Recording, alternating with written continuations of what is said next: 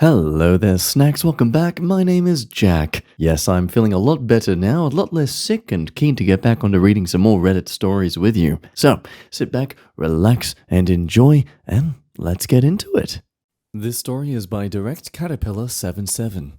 I'm 22 female. My younger brother, 19 male, has been acting strangely possessive of me and is accusing me of being jealous of his girlfriend when I confront him about it. My brother and I have always been close. Growing up, we were each other's best friends. We've been through a lot of stuff. Our parents' divorce, death of a few family members, even a devastating house fire when we were little. Even though we're both adults now, we still really rely on and trust each other. After graduating high school, I went to college in a different state. I felt really bad for leaving my brother behind, but other than our parents being divorced, our home life had always been great. He was still rather upset with the fact that I was leaving and didn't want to stay home to be with him.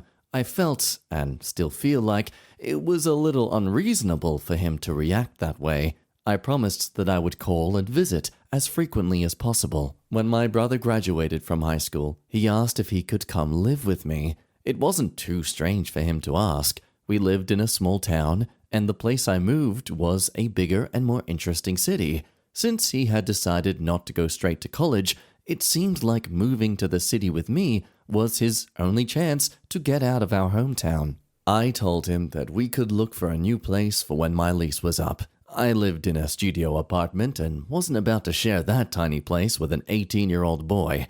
Ultimately, we found a reasonable 2-bedroom and moved into it right before my classes started. Things were a little weird right off the bat. He got very upset when he found out that I had been casually dating. It seemed like he was upset that I hadn't told him. He was mad that we were drifting apart so far that I wouldn't tell him that I was dating, even if I wasn't in a committed relationship or anything. Then he asked me if I could refrain from bringing guys over to our home. When I asked him why, he said it made him feel uncomfortable. I told him I could respect that while I was just casually dating guys, but if I got into a relationship, I would certainly be bringing my boyfriend over. We'll cross that bridge when we come to it, he told me. Well, we got to that bridge. I had a new boyfriend and decided to confront my brother about having him over. I hadn't told my boyfriend why I insisted that we always hang out at his apartment, and he didn't ask.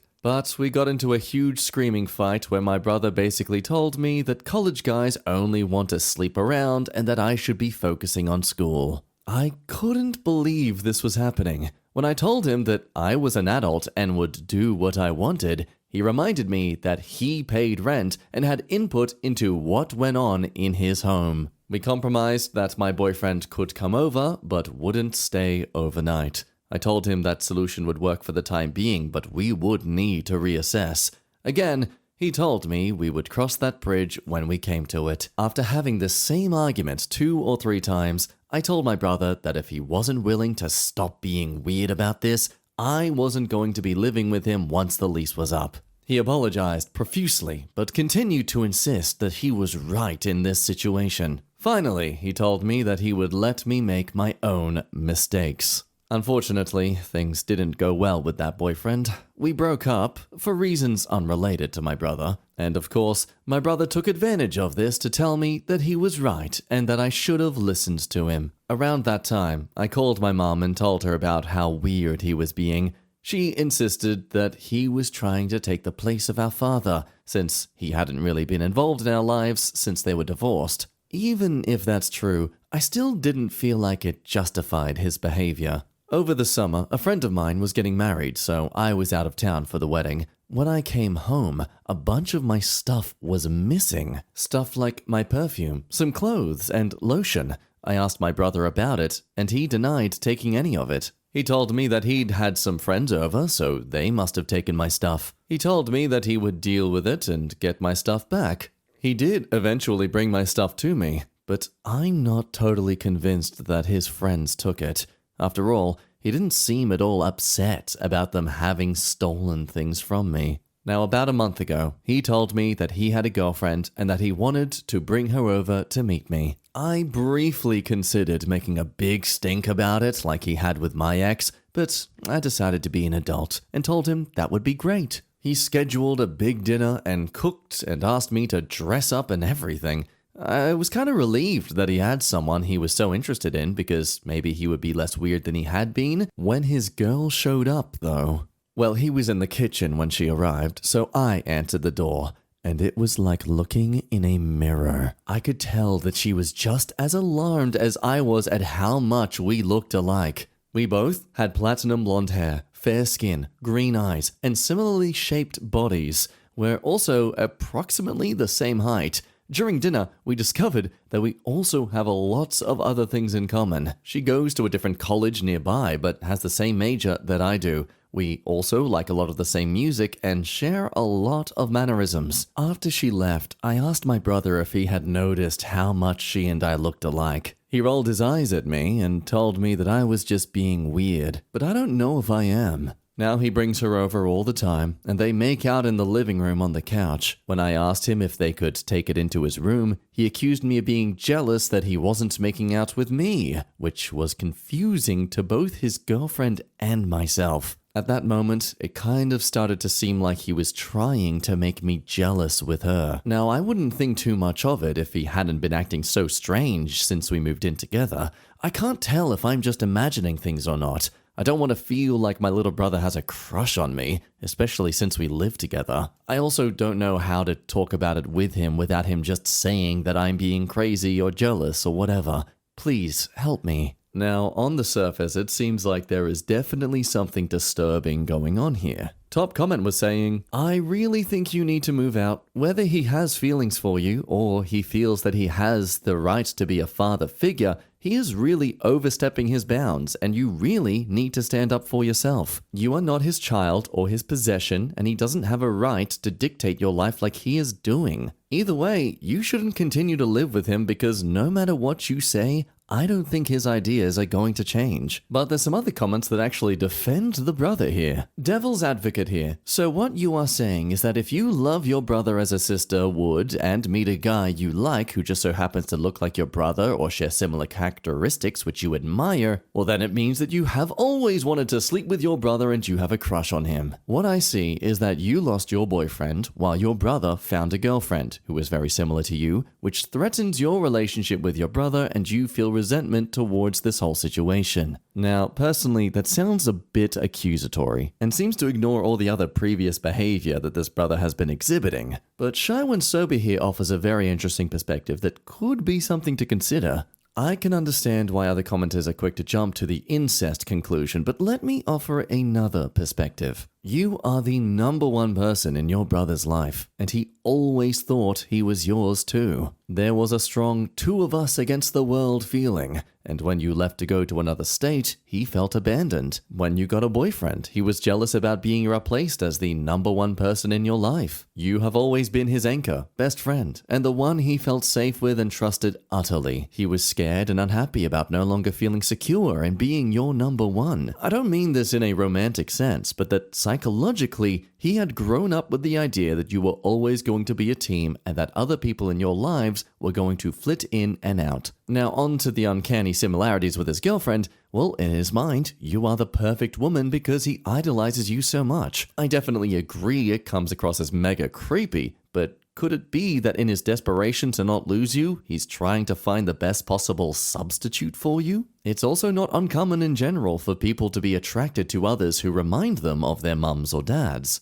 Your brother definitely has an unhealthy idealization of your relationship, and he could definitely benefit from therapy, but in the meantime, there is no delicate way to bring this up, but you need to redraw some boundaries for yourself. Talk to him. Get him to understand that you will always be there for him, but that your life has to develop on its own way too. It does seem this is the most accurate observation to be made. I mean, unless there is something grossly wrong with him, I'm sure he's well aware of how gross it is to be incestually attracted to your siblings. But hey, so are adult mothers towards their adult sons who seemingly accidentally wear white to their son's wedding. But we move on to the update 4 days later, after deciding through the help in the comments that yes, she needs to move out and try to confront her brother about this sort of behavior. So I met up with my future roommate to tell her that I had officially decided not to live with my brother anymore. I gave her a full rundown of everything that happened between the two of us. We've made appointments to tour some houses and apartments this week. She also said that I'm welcome to move into her place if I don't feel like I can ride out the lease. On Friday night, my brother had his girlfriend over and they were watching movies in the living room.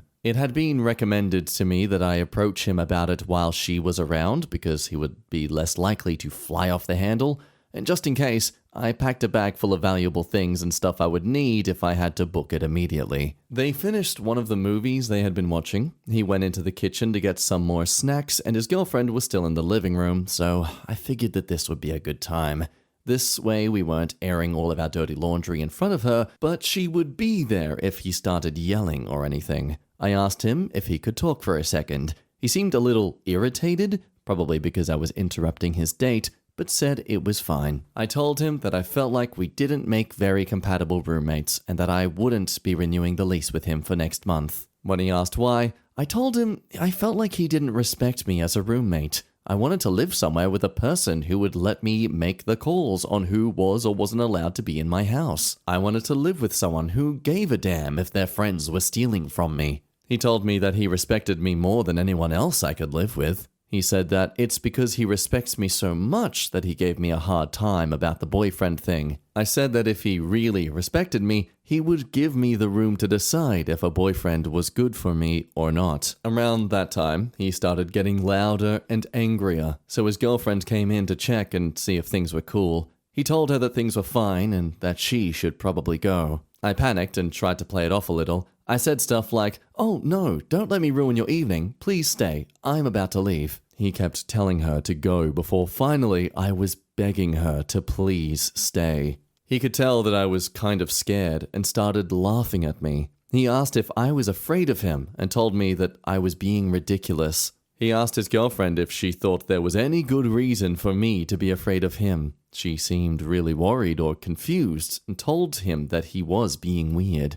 He explained that I had just told him that I was bailing on him as a roommate and that I was being a horrible see you next Tuesday about things that weren't a big deal. He asked his girlfriend to leave again, and she did. Once she was gone, he told me that I was just mad that he wasn't going to let me be a huge slut like I wanted to be. He told me that someday I would meet the perfect guy for me, but he wouldn't want to date me because I would have had sex with so many guys and nobody worthwhile wants to marry a skank. He said that he was trying to help me so that I wouldn't wind up in that situation. I told him that I was going to leave and that we could talk again whenever he was ready to talk without saying horrible things to me, but that I was going to be giving our landlord a notice by Monday. I went into my room and got my bag. I locked my door behind me and headed to the door. When I was almost to the front door, he appeared almost right behind me and said my name. I turned around very quickly, and as I did, he punched me right in the face. He didn't knock me out or anything, but I collapsed on the floor. Without saying anything else, he stepped over me and went out the door, leaving me there. I iced my eye for a while, which is now pretty swollen and purple, before I grabbed my bag and left. I called my mom and talked on the phone with her while I walked to my car so that if he approached me, she would hear what happened. She insisted that I was exaggerating about what he had done, so I sent her a picture of my face. She started crying and apologized for being dismissive. I told her that it was okay, but I didn't want to be forced to spend time with him in any family situations ever again. I haven't seen him since then. I've been staying with my new roommate. I've gotten a few texts from him, but I haven't responded yet. Here's what they say. "Where did you go? I came home and now you're gone? We have to finish talking about this. Are you freaking kidding me? Tell me where you are or that you're alive. I'm scared that I haven't heard from you. You know how worried I am when you fall off the face of the earth like this. You're being such a child right now. I don't know what you said to Mum, but you've really upset her. I hope you're happy. I'll be home all day Monday if you want to come over and meet with the landlord to give notice. That's fine. Where am I going to live?" His girlfriend even texted me once to tell me how worried he is about me. I'm a little nervous about tomorrow. As I said, I haven't texted him back about joining him tomorrow. I told my new roommate that I need her to come with me. She suggested that I not wear any makeup so he can see the reality of what he did to my face. I don't know. What do you all think? I just gotta say, as someone who has a female sibling, I can't imagine the horror that she would feel inclined to pack her things to be ready to escape just by confronting me to talk about something. That is sad. And by how things transpired, it's clear she was not wrong to assume the worst. Now, there's a lot said in the comments, but it's basically summarized in this edit the OP makes. I'm going to the police station with my roommate to file a report. I'm also trying to get in touch with his girlfriend to let her know what's going on. I haven't decided whether or not I should tell her that I'm going to the police with this. I emailed the landlord to make sure that he knows I'm putting in notice, but don't want to meet to sign the paperwork if I have to meet with my brother. I haven't contacted my brother at all yet. I'm also thinking about calling my dad. He isn't super active in my life, but since my mom's turned out to be less than helpful in this situation, I'd like to have a family member on my side, if I can.